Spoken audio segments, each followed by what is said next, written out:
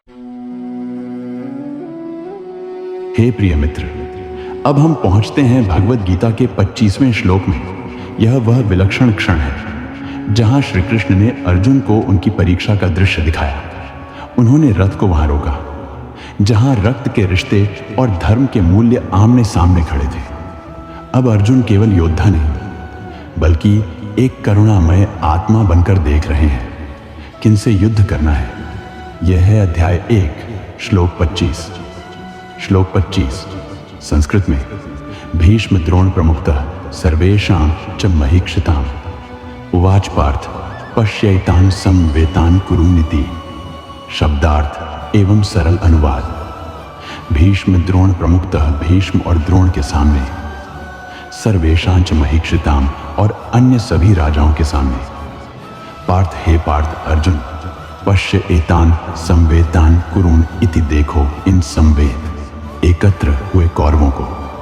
भावार्थ, श्री कृष्ण ने अर्जुन से कहा, हे पार्थ देखो इन कौरवों को जो यहाँ युद्ध के लिए एकत्र हुए हैं। यह कहते हुए उन्होंने रथ को भीष्म, द्रोण और अन्य राजाओं के सामने खड़ा किया। भावार्थ विस्तार से। प्रिय मित्र, श्री कृष्ण ने जानबूझकर रथ को किसी साधारण योद्धा के सामने नहीं रोका, बल्कि भीष्म और द्रोण, अर्जुन के परम पूज्य जनों के सम्मुख लाकर रथ खड़ा किया। क्यों? क्योंकि अब अर्जुन को केवल शत्रु नहीं, स्वजनों में धर्म और अधर्म की पहचान करनी थी। श्री कृष्ण ने कुछ उपदेश नहीं दिया, सिर्फ कहा, पश्चिम देखो, देखो, जानो, पहचानो। यह शब्द बहुत गहरा है। ईश्वर ने मौन रहकर केवल दृष्टि दी। निर्णय अर्जुन का होगा। अर्जुन ने जब देखा तो सामने थे उनके पिता तुल्य भीष्म, गुरु द्रोणाचार्य और अन्य बंधु बांधव। अब युद्ध तलवार का नहीं, हृदय का बन चुका था। इस श्लोक में छिपा संकेत, जब हम किसी धर्म संकट में हों तो ईश्वर हमें आदेश नहीं देते। वे बस कहते हैं, देखो, क्योंकि सत्य को देखना स्वयं की अंतरात्मा को सुनने जैसा है।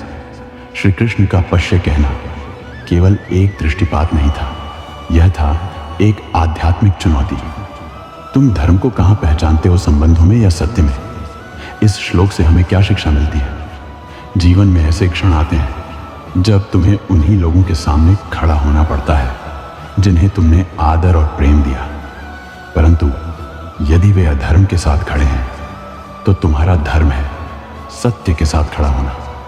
श्री कृष्ण कभी जबरन नहीं चलाते, वे केवल कहते हैं, पश्य, देखो और निर्णय लो, क्योंकि धर्म का युद्ध पहले आंखों में होता है, फिर शस्त्रों में।